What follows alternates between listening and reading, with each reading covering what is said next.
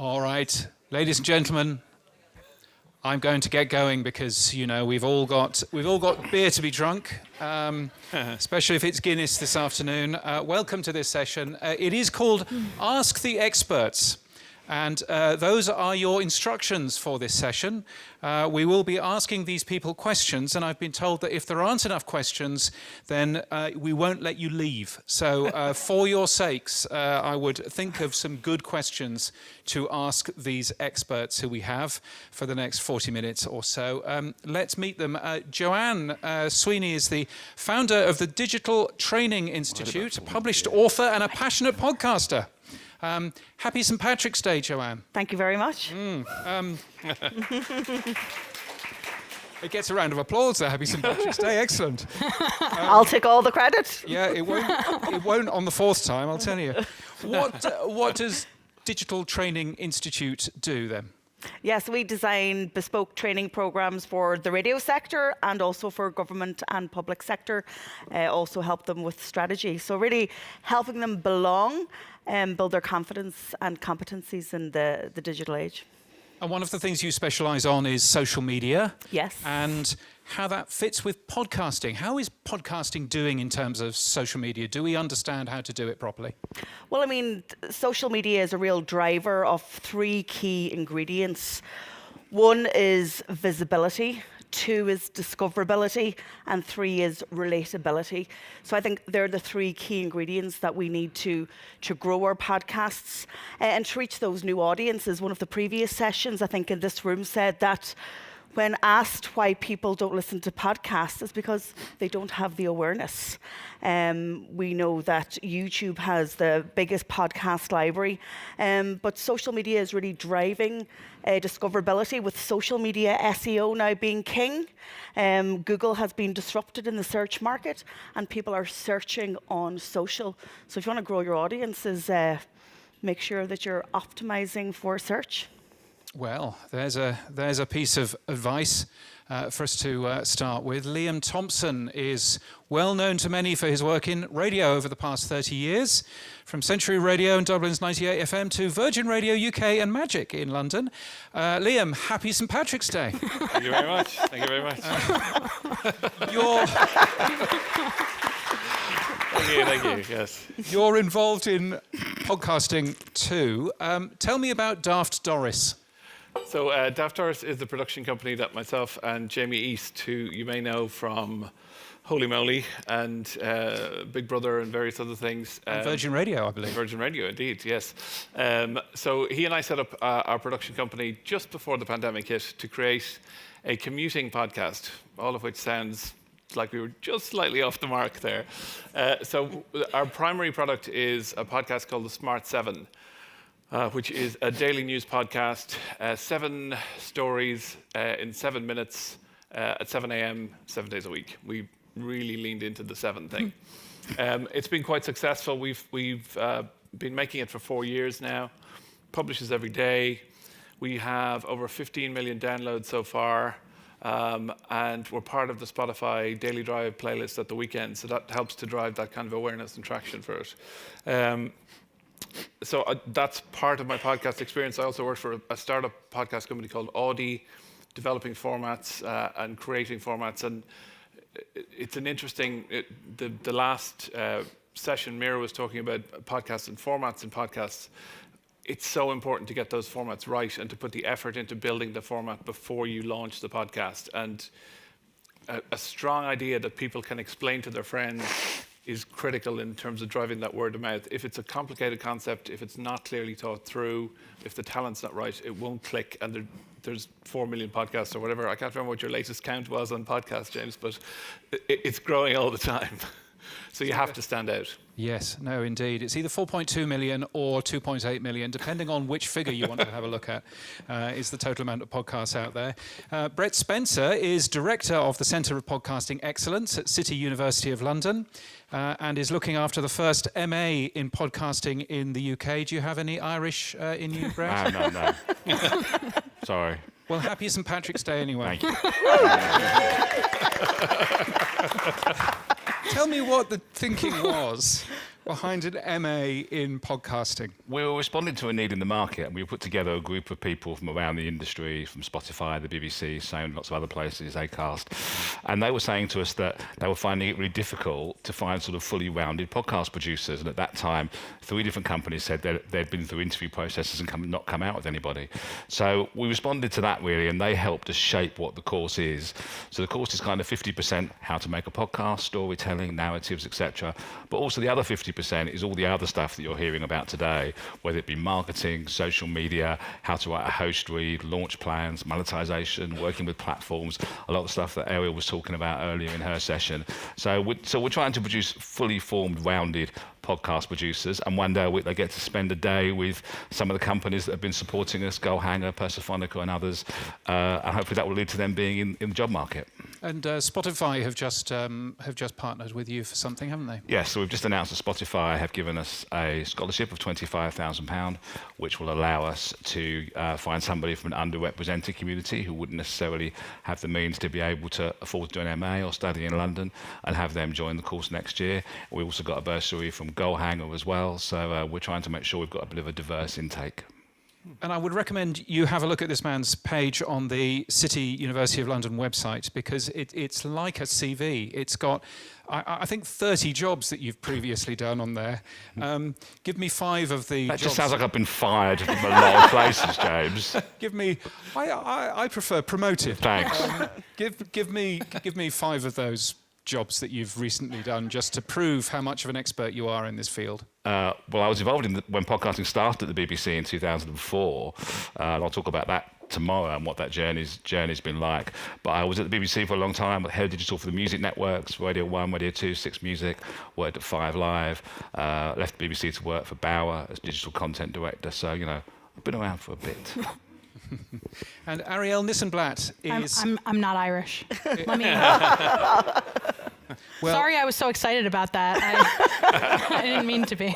Well, Arielle, happy day before James's birthday. Happy day to you too. Arielle is on Twitter as Ari This and That, and works at Descript, writes the Earbuds newsletter, earbuds.audio, it's free. Works with Tink Media and is the most positive person about podcasting I know. You said earlier that you love podcasting. What makes podcasting special? To me? For me, it is that when I was growing up, was never a reader, and when I discovered that I could listen to audio to learn to be entertained, I realized that the whole world was available to me in the same way that other people feel with books and with reading. And so to me, if I can share that with other people, that's my goal. And with Tink Media, you help promote podcasts. What makes promoting a podcast easy? If you see a podcast that comes in and you go, I've got to promote this podcast, brilliant, or this podcast, oh no. What makes promoting a podcast really easy? If the hosts of that show have an understanding of the wider world of podcasts to which they're now entering. I think a lot of creators, I'll come across people who say, I don't listen to podcasts. I don't want to muddy my creative endeavors, and that's a mistake. I think it's really important to be aware of the larger landscape that you're now a part of and figure out how you can fit into that. Well, those are your experts. My name's James Cridland. I write a daily newsletter about podcasting from Podnews. It's free, podnews.net, and contains jobs, news, and events. And I'm also speaking on Tuesday about tools from podcasting that radio people can use. So please do come to that. And in case you're wondering, yes, my bag is still in Oslo. I'm wearing this scruffy stuff. Brett did say that he was going to dress down to help me, but... I only wore a suit because you always wear a suit, James. So hopefully the suit will be back on Tuesday. So we are called Ask the Experts, and I'm hoping that at least one person has come with a good question to ask the experts for. But so if you do have any questions to ask the experts, do put your hand up, and we will get a microphone to you. Brilliantly, already we have a question. Hello there, I'm Karen. I'm from the Global News podcast. is it a problem that there are so many podcasts hosted by white men talking to other white middle-aged men? Arielle. Thank you so much for that question. It is only a problem if you want some of that market share, and I think a lot of us do want some of that market share. I don't know. My diplomatic answer is that the more podcasts there are, the more categories there are, the more likely we are to have somebody find their next favorite podcast and therefore sing the praises of audio as a medium, which to me only feels like a good thing. However, would it be great, and I said this earlier in my talk, if a lot of people's first introduction to podcast listening was not Joe Rogan? Yes, I think that would be better. So that's why programs like this Spotify grant are going to be very helpful going forward to help empower more people to create, and then hopefully beyond just create, actually get their podcasts heard so that they can do more than just make the first season. What's your non-diplomatic answer? You can ask me after we start drinking for St. Paddy's Day. We had, at City a few weeks ago, we had the comedy producer Ed Morris in. I'm sure he won't mind me sharing this. And his first slide was how to have a hit podcast. And it was, number 1, be white. Number 2, already be famous. Number 3, start 10 years ago. Which is funny, but also, when you think about it, quite true. So I think there's definitely an awareness of that. And the unfortunate thing is we're seeing some podcast companies like Broccoli who have been doing the opposite of that, no longer in business. But also the podcast industry is still relatively new. I mean, I started in 2004, so we're about 20 years in now. And the progress we've made in that time has been huge. And hopefully we'll continue to progress at that rate. If you look at the work that companies like Unedited are doing in the UK, then, that's fantastic. And some of the work they've done, they won Best History Podcast this year at the Podcast Awards. So yeah, it's a slow process, but I think it's improving generally. And Liam, when you're looking at new formats through companies like Audi or Duff Doris, how important is who the host is to you? I think it is really important. I'm slightly surprised by the number of those. I think the Guardian called them dadcasts, which are the kind of goal hanger and that the kind of two middle-aged white men talking to each other about the stuff they love, and the tremendous level of listenership that gets. But I think with all things audio and podcasting, you've got to think about the voice casting of it and the getting different accents and different voices and different sounds on. In the same way we put all the effort into production, if the presentation is all identical sounding, identical accents, identical male voices, then it doesn't really go anywhere. And that's the frustrating thing, is that it's such a wide open field in terms of podcasting. You can literally make anything and put anything onto into the world. And people will find it themselves. That people actively go and search for new podcasts. It would be a shame if we just did the same old thing that we did in radio. And I think that's the challenge, is to come up with new formats and to find new voices and new talent behind the scenes and in front of the microphone. Because it will just become so dull otherwise. It really will. There was a question over here. Yeah. Hi, Norma Jean, Podbean. I kind of wanted to ask in terms of, the juxtaposition between independent creators and people who have more of an institutional background. It's interesting also because I think the panel's kind of split between that, right? Between like Arielle and Joanne, who have more of kind of a, how to promote your podcast from an indie standpoint. Anybody can do it. And then Brett and Liam, you kind of have this like top-down creator-first approach, having a bit more of an institutional background. So I'd love to hear from you guys. And James, please also. Yes. Yes. I'd love to hear kind of, because it also seems like a lot of institutions that have moved into podcasting from maybe public broadcasting or radio have to use a lot of the tools in terms of promotion and marketing. So I'd love to hear kind of the intersection of that from the panel. Who wants to go first on that? Joanne, how do you promote the podcast that you do? So I love niche. I think if you want to scale online, niche is definitely a really clever strategy. So my podcast is the Public Sector Marketing Show. And if you look at my numbers of 10,000 downloads, you go, gosh, is she really any good at her job? But if I look at how I convert that audience to commercial business, it's a 1% conversion rate and can bring my business to almost €1 million on an annual basis. Podcasts have democratized the creator economy. If we look at where the social networks are going, it's the creator economy, stupid, that we're living in right now. TikTok are paying their creators. They want them to broadcast for longer. And I started my career in radio, so I was in an institution, but I love the fact that I can now go behind the mic as a creator, build an audience, and build a tribe based on a niche topic.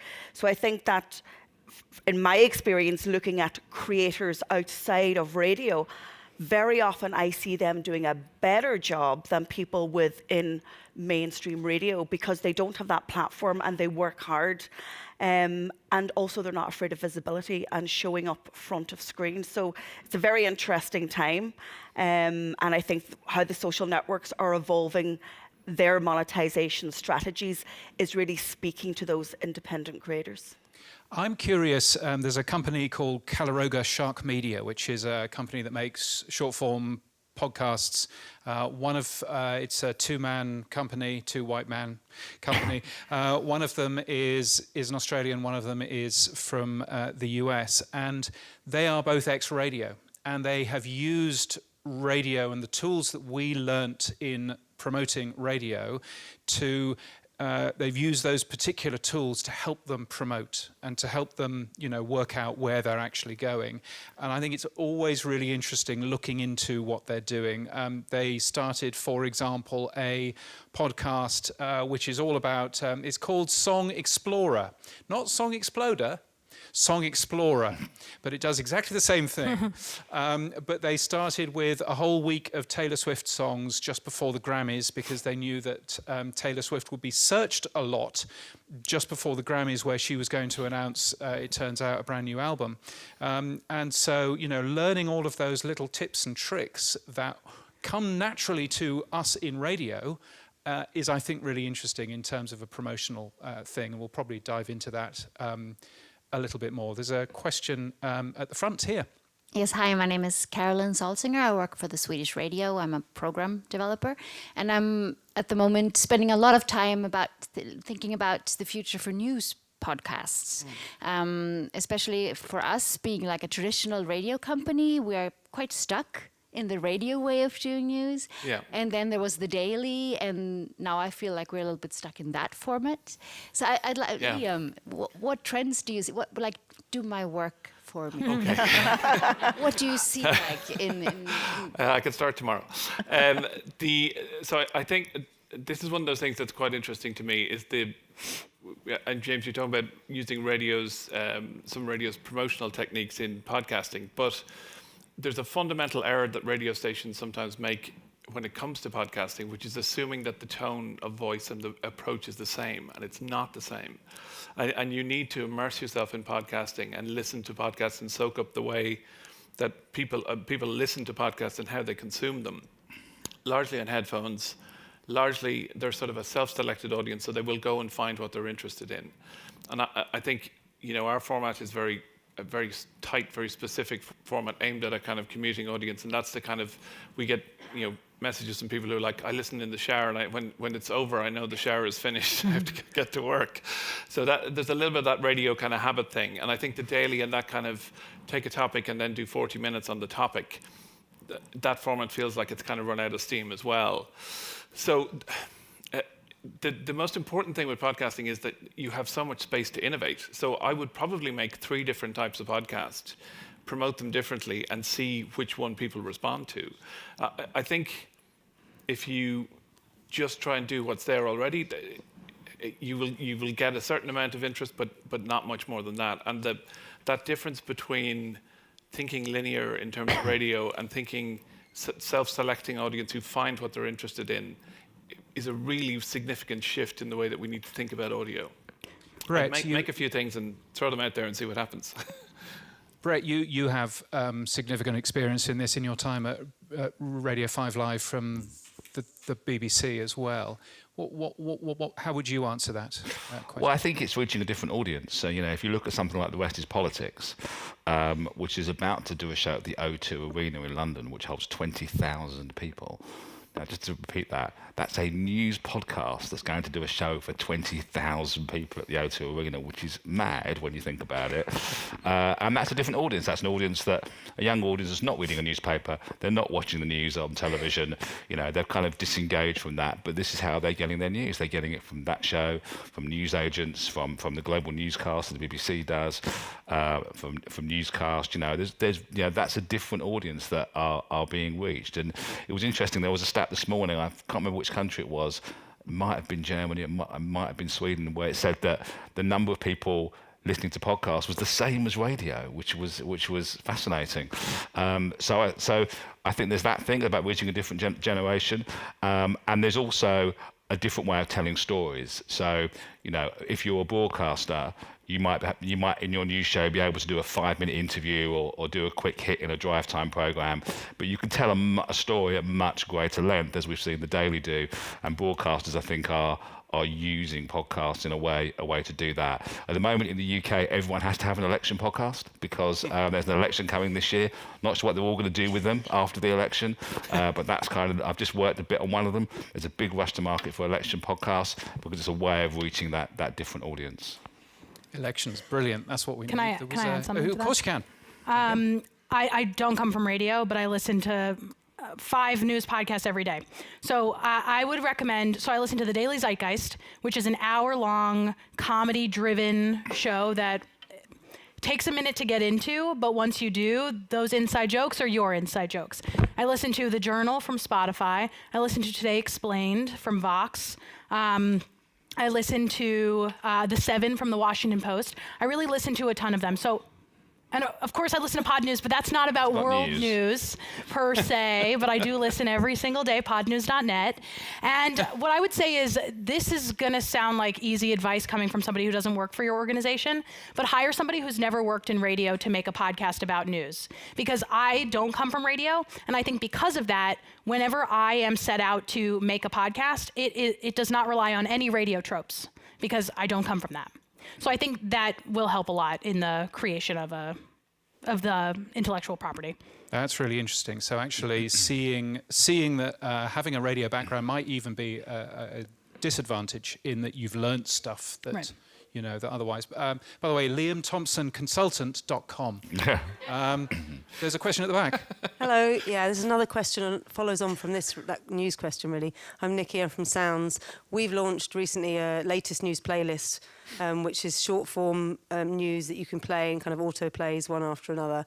And I'm interested in short form news, and I've followed what you've been doing, Liam, for ages in terms of the Smart 7. I suppose what I want to know, given, if you're in the AI summit right now, you're probably listening to people telling you how you can replace bulletins with AI. And we all know this is sort of coming. And I'm interested, this is sort of two questions really. One, are you scared? And two, more like, what do you think about short form? What's your vision for where short form podcasts and news podcasts particularly are going? And you actually use AI, don't you, in your... Yes, we do, yeah. This is... Firstly, I think the short form and updatable short form and Spooler is a really interesting company, I think, in terms of that kind of, that you can continually update your podcast, and so it's always fresher.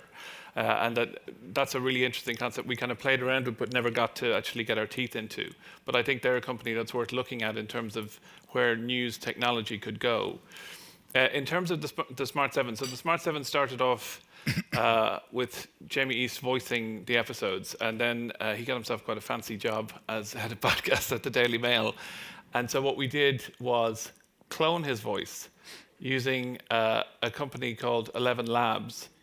And the Smart 7 for the last 4 or 5 months is voiced using AI. So we write the scripts, I write the scripts most days, and then we generate Jamie's voice using AI. And it might take 2 or 3 times to get it exactly right and the phrasing right. And there's still sometimes you hear it and you kind of half think that it's not quite where it should be, but it gets better all the time.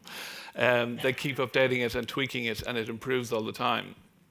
So I think that's an interesting way to. So I can change the script at the drop of a hat if I need to. If you know, the ceasefire broke down in Israel, I had to rewrite the whole script at 5:15. But I could immediately voice it without having to wake somebody up and get them to come and voice it. And when you're an independent podcaster working from kitchens, that makes good sense. There's lots of potential in that in terms of creativity, but probably based on working with presenters and cloning their voices rather than stealing their intellectual property or their voice property or whatever it might be. But I do think there's something in that space. It's not something, though, that will generate or write news for you. Partly because the data sets are not live and all the content tends to be old-fashioned or out-of-date content. But I also think the nuance of news scripting and news writing is still a fine art that you have to do by hand kind of thing. I don't think there's a way to do that using AI yet. And I don't really feel there should be, because I think it's that nuance that makes it stand out or that makes it work. That's a sort of a long-winded answer. Yeah, there's a new radio station in Australia where the newsreader, who is AI, can't actually pronounce the word Melbourne, which is a fairly fundamental thing. So how it's do they actually say it? sure that Melbourne. In fact, I think it was Melbourne Vic. And they actually took Victoria. You do need to regenerate it a few times. I had a script the other day about Meet the Fockers, and Jamie went a different way on that. I had to redo it. Yikes. Norma Jean. Yeah, sorry, I had another question because AI was brought up. So, I mean, obviously, in terms of AI and voice generation, Arielle, I'd love your take on this as well. But Liam, in terms of utilizing a host likeness for newsreader or content creation, I think everybody in here is probably wondering, what's the licensing look like on that? So it's a unique situation for us because obviously Jamie and I are the founders of the company, so we haven't had to get into a licensing situation. We haven't cloned anybody else yet either, and that would be the kind of our weekend host is a girl called Kira who does the Saturday and Sunday editions, and she live reads. It's not a clone. The temptation is that it would make life easier in production quicker if we cloned her, but we're reluctant to kind of do that because the Jamie one was a sort of starting point and a test point. Mm-hmm. I think I would still, if I were cloning somebody's voice, I don't see it as a saving. I think I'd still be paying them a rate, right. For the usage on their like voice. Like a licensing, right. And then, I think that's the only practical way to go about it. Otherwise, right, but in terms of evolving, right, I mean, I guess it seems like that's kind of where we're all headed. But then in 50 years, are we all going to be listening to the same voices, right? That's the question. And that's where the kind of those AI-generated voices that are synthetic creations, I'm not in favor of those. I think cloning, and the cloning process, you need about 3 hours of dry audio from the person to get the tone and the feel, so that. And then also you need to think about how you write it, so the writing matches the cloned style, if you know what I mean. So I don't see it. I think you will get some of that, the automatic AI voices, but I think the cloning thing gives you more production flexibility, and that's where I'd be interested in it. That you can, particularly with news stuff, that you can create something faster and turn it around and publish it quicker. That feels like something that has value. I know that when people, so with Descript, if you want to create your own AI voice, yeah, so you had to read about 30 seconds, right? And then from there, Descript uses the AI or uses whatever scientific process to apply that to other words that you may or may not say. And it's only available to you for now. Descript also has a whole bunch of stock AI voices like Santa Claus and other things that you can use if you were maybe creating some sort of like Christmas themed, audio show. So that's where it stands for now. When you read the 30 seconds or so in order to give your voice permission, or in order to give Descript permission, that is you signing that you are okay with Descript creating a clone of your voice for you for now. I don't know exactly where the future is on that for Descript, but also for 11 Labs. What's interesting is it's not really. It's on 11 Labs. It's on Descript. It's on Synesthia, a few other places that do these kinds of things, in order to hopefully pave the path in a neutral, good way. Joanne, where do you see AI going here? Yeah, I mean, obviously AI is almost like having your own in-house marketing assistant. So it allows us as creators and thinkers and strategists to put our attention and our efforts where they should be spent. But one concern I do have, and this is the week that the EU passed the new AI Act, I worry about deepfake. I worry about how cloned voices and faces are going to be used by nefarious actors to sway and to divide and to conquer. We already know that half the world is going to the polls this year in elections, and it's never been as divisive, and democracy is under threat. And we need journalists more than ever. But deepfake is coming down the track like a bullet train, and that's where my fear is. For sure. So the time that we've just won back from AI as a marketing assistant is time probably that we're going to have to spend identifying and trying to retell the truth if we have a deep fake issue on our hands. Now let's leave deep fake, go to a different question, which is hiding away over there. Well, my question is not about deepfakes, but the question that I'm thinking of for all the years I'm working for podcasts. My name is Alexander Sadikov. I'm from Meduza.io. It's an independent Russian language news media outlet based in Riga, Latvia, but I came here from Amsterdam, Netherlands. And my question is about platforms and discoverability of podcasts, because when I came to Meduza in 2019, and still when we promote our shows, of course, as we always do, we say you can find our podcast on Spotify, Apple, and various different platforms, including our own app. And sometimes I think, well, I dream of one platform for all the podcasts, like YouTube for video, when you can come and where you can find all the podcasts. But do you think the variety of platforms is a disadvantage, or maybe it can help? For us now, as a Russian media in exile, it helps because Russian authorities always try to block our content from platforms they want to block, and we can say, okay, they blocked us there, but we still here or somewhere else. So really, this is around open podcasting, and wouldn't it be easier for everybody? Arielle, wouldn't it be easier for everybody if the only place that podcasts were available was Spotify? No. I usually recommend that you send listeners to either your website so that you get the traffic, and hopefully you have an embedded player there to your hosting provider, or to pod.link, or to pod.follow. Or to Podnews. They also have a player there. So just something that seems neutral, I think, is a good thing to do. Ultimately, it is all about education, though, because people the reason we say, you can listen to this podcast wherever you get your podcast. Apple, Spotify, Stitcher, not anymore.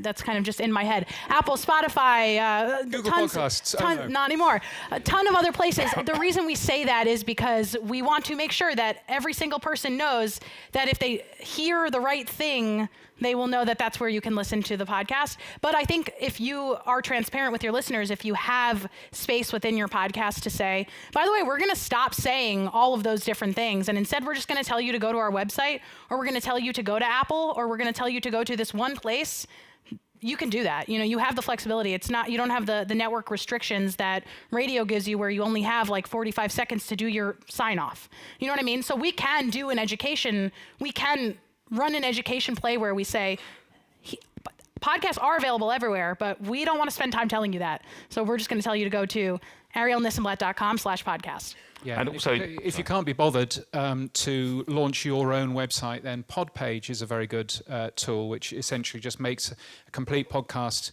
website from your RSS feed as well. I was going to ask you, actually, Brett, open podcasting or closed exclusives on one specific platform? Well, I'm very much for open podcasting. Just to add to what you just said, is that you shouldn't put all your podcasting in one basket, as it were, because as you heard from the exchange between Arielle and James, there's platforms there that don't exist anymore now because they're just falling by the wayside. I did some work in Kiev before the pandemic, and there was no podcasts on Spotify in Kiev. They didn't serve podcasts, and they don't serve in a lot of other territories.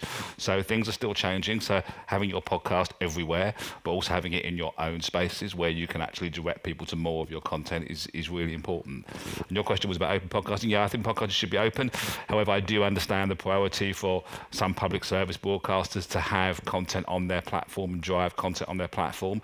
Firstly, to get the credit back, so people understand the value of them as a public service broadcaster, but also because then you can direct people to other content that you have in your PSB world. Liam, where do you stand on the open podcasting thing? I mean, Audi does a bunch of shows, I think, for everybody, but I think Audi has done a few exclusives, haven't they?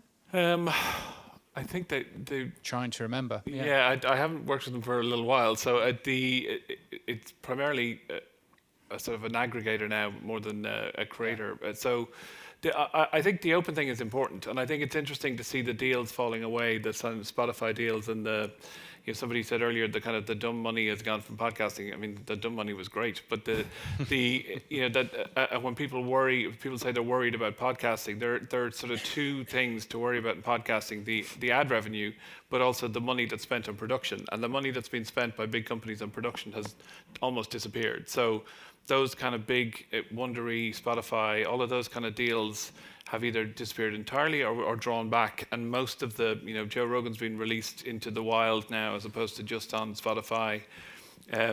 Call Her Daddy's contract is up shortly, and whether they renew that as an exclusive or not is the question. And so generally open is better.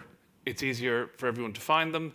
I wouldn't do a list. If I'm writing a script, I'll just say search the podcast name, because that's the way people look for stuff. You just tell them. Joanne, how would you do that on social media? I was going to say, if you've not searched the name of your podcast on every single channel, you need to do that to see what each channel says about it. And it's also, you understand then where your content sits and compared to other content. So search it on all the social networks, search it on Google, search it within the podcasting platforms, and then you will see gaps and holes in your own optimization. But that's a great one, search, because search is being disrupted, And I think, the one thing that I've seen a lot of very successful people doing is promoting their own website, which then also contains things like join our newsletter and get more in touch with, all of the things that we end up doing, so that you're not beholden necessarily on somebody just, using Apple Podcasts or Spotify or any of the other services. And you can also get people to go to your Patreon, to, buy your coffee, and you can try and monetize as well in your own spaces in a way you can't elsewhere. Yes, indeed. buymeacoffee.com/James Cridland, in case anybody wants to give that a go. So thank you for that. That's really interesting. I think we've got one more question there. It'll be our last one. My name is Alex from Europod. I actually have two questions, James. Maybe you decide if it's the case to tackle both of them. But the first one is, I find it's always interesting to see how we compare podcasts to other things. And this leads me also to think about if we do not need to do a lot of work in terms of explaining how the data of podcasting works to clients, to advertiser, and I don't see that really happening. In my personal experience, for instance, in producing podcasts for clients, it's always about, yes, okay, but if I go viral with a video on social media, I hit millions, right? And it's really difficult to explain that it's worth, maybe also going back to the notion of, there's no shortcut, which Arielle was outlining this morning, that it takes time, but clients don't have time, advertisers don't have time, and podcasting is basically about taking the time. So what's your thoughts about that? And then the second question would be about, I find it really fascinating how about value for value, which is something really interesting, is rarely debated in also occasions like this sometimes. So I don't know if we can have a chat and understand the prospects of value for value, if that's in the scope of the... Well, in our last minute, you bring up Podcasting 2.0, which I'm very grateful for. Podcasting Insitute.org is a website where you can go and learn more information about that. The first question that you were asking was has already gone out of my.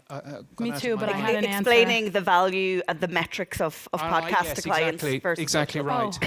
And I'm going to ask the panel about data and stuff. But firstly, I would really like, if you are paid by the public, you should be sharing your data. You should be sharing how successful your podcasts are. And if you're not sharing that data, but you're paid for by the public, then I think that there's a problem there.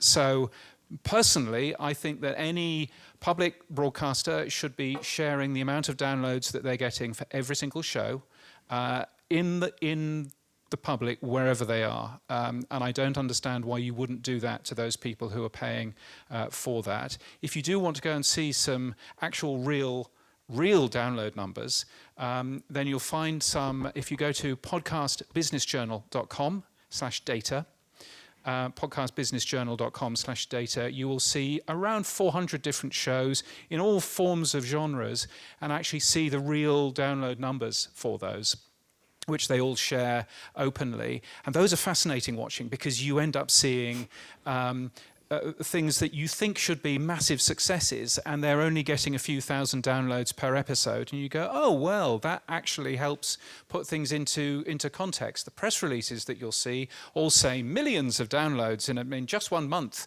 but actually the reality is much less.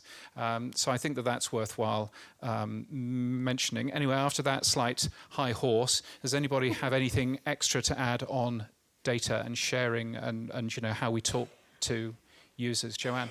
Yeah, well, I would say track your social content. Track the content that you're posting that relates to the podcast, whether it's a video teaser or whether it's an audiogram, because that can tell you how people are engaging. That question I get all the time from my own radio clients in Ireland, the value of podcasting versus social. The numbers are exponentially more, but podcasting's a long game. It's authority building. It's deeper. Once it's off the social feed, it's gone. But the legacy impact of podcasting is far greater. And the time that you take and the attention and care that you take to create a podcast. And we heard earlier in an earlier session in the Sales Summit that radio listenership is growing, but the time of the listen is dropping on radio, but it's growing on podcasting. I think there are deeper relationships to be built and also new audiences to be won. But it's definitely the long game, not the short game. Now it's 4:00. That's us out of time. You can, of course, grab any of us afterwards. That is it, though, from the panel. So please join me in thanking Joanne Sweeney, Liam Thompson, Arielle Nissenblatt, and Brett Spencer. Thank you.